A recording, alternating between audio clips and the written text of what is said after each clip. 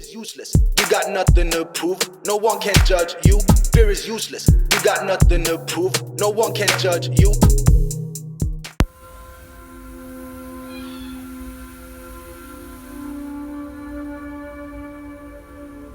Love and light, everyone. I appreciate all of you for joining me tonight. I wanted to talk about death. I really don't like using the word death, so I'm just going to use the word transitioning. And more than ever, we are seeing people transition left to right. It's I don't know if I just wasn't paying attention when I was younger or what, but it seemed like it's happening everywhere, close to home, everywhere. And it's a subject that people really don't want to talk about it because it's terrifying, you know. You don't want to talk about death or transitioning or pass away because that means, well, we were taught that is the end when it's not. It's not the end, even though it's very comfortable. I thought talking about it meant too that it was right around the corner or something, or that you will be next. That wasn't the case either. But I experienced transitioning death at a young age. I was 12 years old when my mom passed away. And no one tells you that your parents aren't going to be here forever. You automatically think that they are going to be here when you grow up, when you're grown, when you're a teenager, when you grow up and have kids. And that wasn't the case for me. I was 13 years old and on my birthday, and I was sitting there because we usually have a birthday party, you know, for our birthday, but I knew that wasn't gonna be the same no more because, you know, she transitioned, and my grandma took me and my brothers in. You know, we didn't go into the system, thank goodness, but you know, she didn't do all of that. She had to work, you know, and make sure she took care of us. You know, my mom, she was my best friend. She used to call me her shadow because I followed her literally everywhere. I mean, everywhere. She went to the bathroom, I was right there. When she was seriously putting in a tampon, I was right there looking. It was so funny because when I used to go in her bathroom, she had this 10, it wasn't even 10 foot. It was like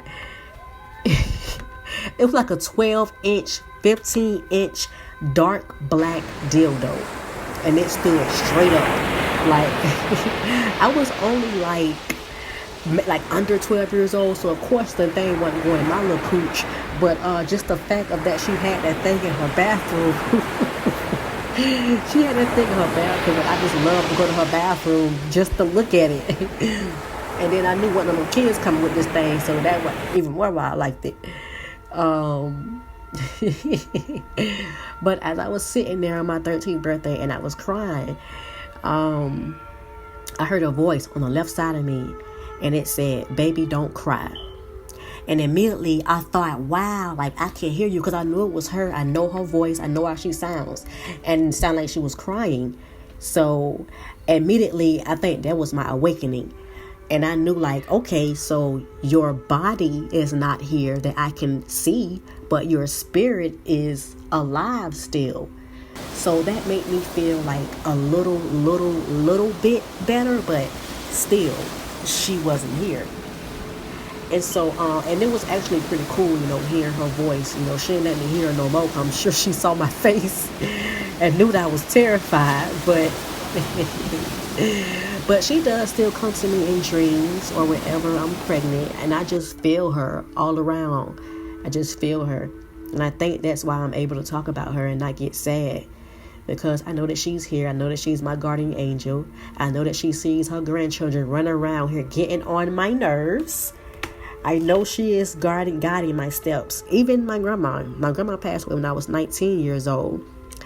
And she you can't leave out Russia B. You know, she was the best. She didn't have to take us in. You know, she could let us go into the system. She was already like 80, like going not 80. I don't know why 80 popped into my head, but she was like 60, like her late 60s, and she was still working. She was still having to work and everything, and she did it for us. You know, I really appreciate that, because she didn't have to do that. She taught me about respecting myself and how to seek knowledge. I learned a lot from her. I didn't immediately get it.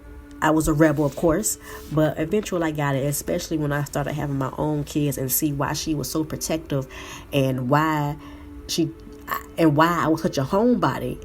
She always told me it's nothing out there in them streets, and she is right. She is right. Now that I'm grown and I see that, she was right. There's nothing out here in these streets, nothing at all. But I think that we are afraid of transitioning because we aren't educated. And yeah, there's church, but is it really filling your spiritual tank? Why do you have to look outside of yourselves to be saved? Why do you have to look outside of yourself for love or for peace? And I do believe that the Bible does serve its purpose. Songs is my favorite book. There are so many. That's all I'm gonna say. Songs, my favorite book in the Bible. But I don't think it's the only book you're reading that's gonna that's gonna help you in your spiritual growth. I mean, I just don't believe this one book has all the answers. If that's the case, the people that are reading it will be way better off than what they are now. Way better off. And every religion says the same thing, but with different faces and names. I say explore them all, and you will find truth in them all, and you will find which path resonates with you. And it's your path. You don't have to explain anything to anybody why you chose the path that you chose. That's between you and the Creator. That's it. No one else.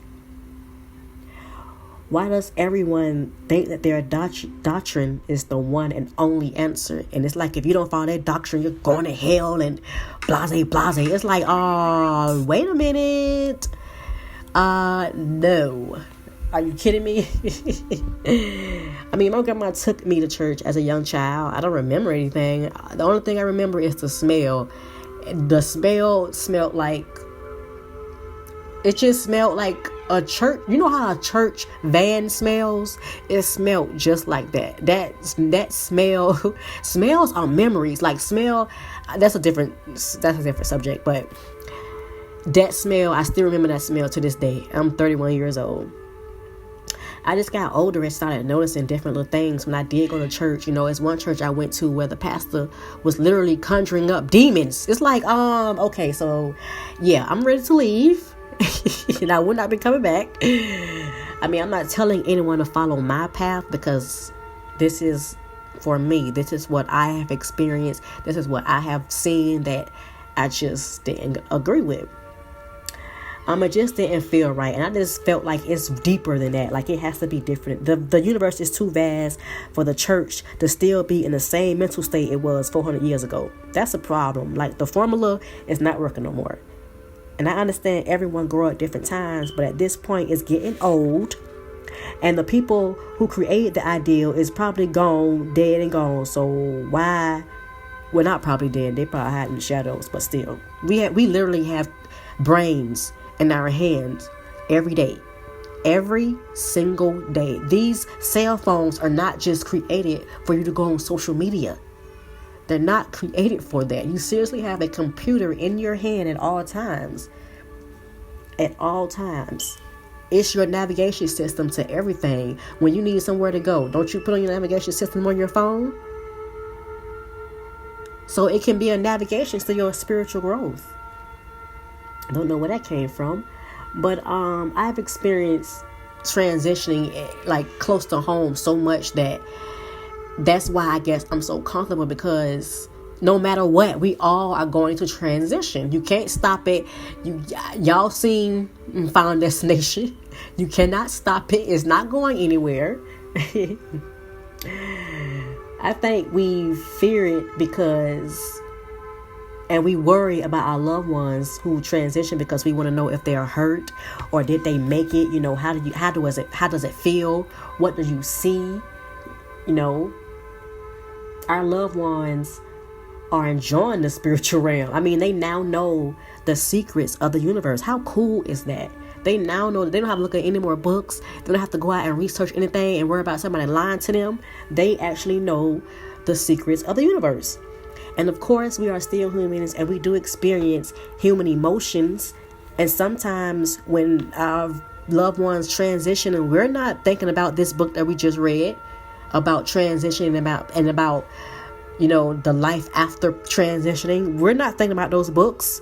I mean, and if you still are comfortable after reading these books, you have to be very, very strong and strong-willed, very, very strong-willed. That being, I just want you to take from tonight that the spiritual realm, death is nothing to be feared. They are the ones that are truly living. This, what we are doing down here, this ain't living. This is school. This is hell, school, and heaven. We can be in hell here. We can be in heaven here. We are in school. We are learning lessons. We are growing. Our life experiences are teaching us. We're spiritual beings having a human experience. We wanted this.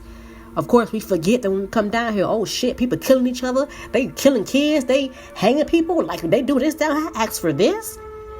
Yeah, we remember that we want the physical experience. We want sex. We want the kiss. We want the hug.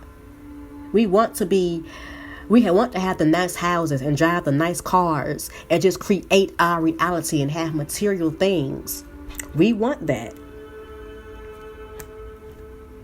And our crossover loved ones, they can still hear us. They can still assist us. They can still guide us. They are not, their spirit is not dead. Our spirits live on for eternity. They live on. They don't have to do anything in the spirit. They don't have to use the bathroom anymore. They have total freedom out of this prison body that we're in. They don't have to worry about eating. They don't have to worry about going to the bathroom. They don't have to worry about going to someone else's job. They don't have to worry about transitioning.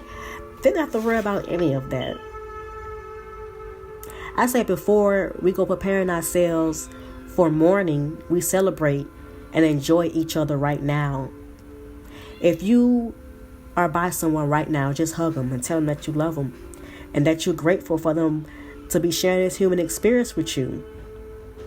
Everyone in our life is here for a reason. Nothing is a coincidence. Everything is forever and always in divine order. I know sometimes it's hard to believe, but it's the truth. Whether we look at it good or bad, positive or negative, it has its place here. It has its place. Everyone has their place.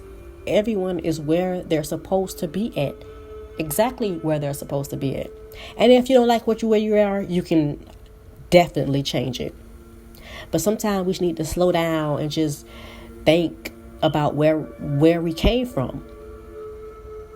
Where did we come from? Did where you come from is where you are right now? If not, you should be happy about that. Because I know I am. And I appreciate you all so much for listening. I know that this is a short one. But I mean, there's really not too much to talk about it because I'm still here in this physical realm. So I don't know the secrets of the universe yet.